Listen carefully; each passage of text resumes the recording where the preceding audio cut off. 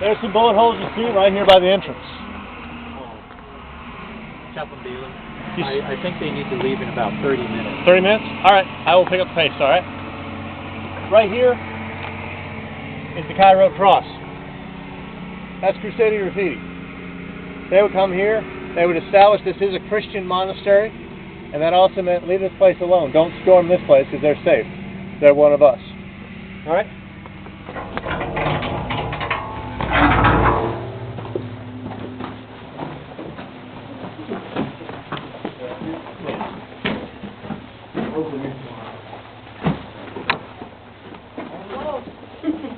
Almost, Miss Chris.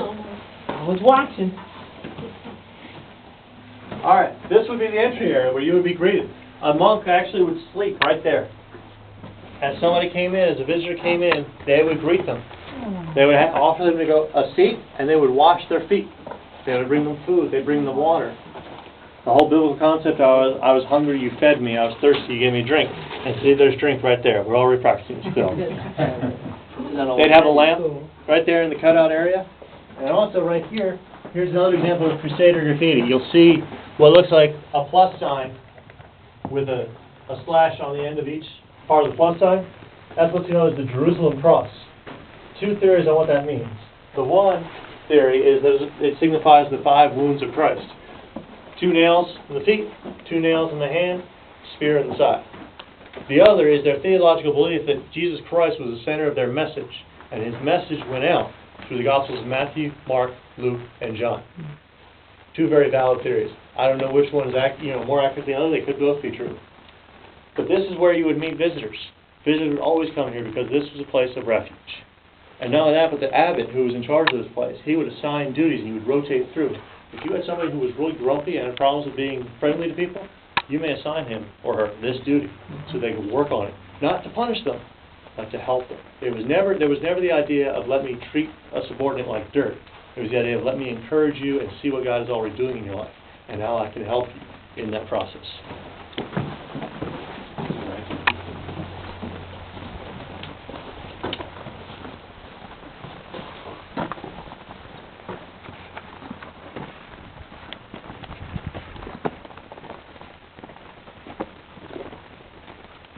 Alright, so you came through the entryway.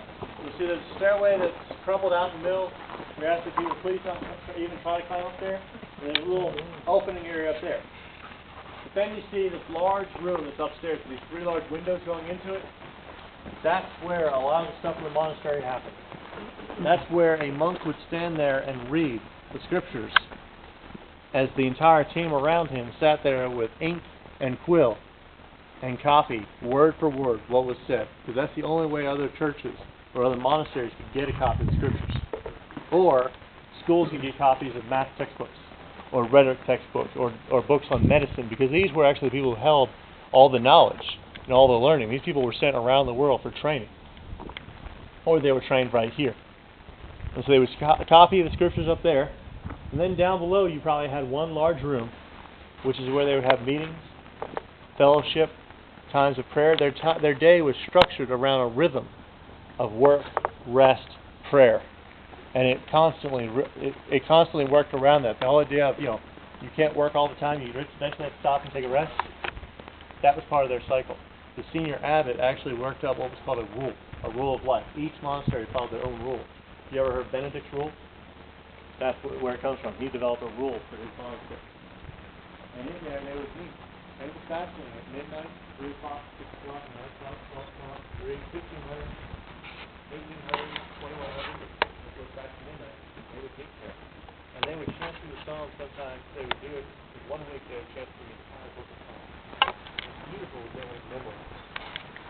And when the signal was given, they would all come to their rooms and they would all start chanting the Psalms. I don't imagine that was beautiful. So what's great is in the rooms, you'll notice you have a door and a window. And as you walk around, you'll see the great tiny room. You have Petro and there's not a lot of time. Part of that is because they wanted light into their room so they could see what they were doing. And the other was the idea of accountability. Not the accountability that says, I saw you mess up, I'm better than you. But the idea that, I saw you struggling to get out of bed at 3 o'clock this morning. How can I help you? in that kind of accountability. Beautiful idea. It'd be nice if we kind of did that nowadays, wouldn't it? That was the center room.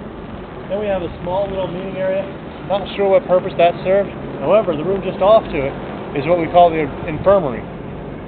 Unlike the rest of the rooms, there are 2 raised platforms where they would have slept, because there were no pagers back then. There was no such thing as CQ. You had somebody who slept right here to meet visitors, but you would sleep right next to your patient, whoever was sick. And when they woke up screaming in pain or agony at 2 o'clock in the morning, you woke up and you took care of them. You lived out the parable of the Good Samaritan. You took care of them. You bandaged their wounds.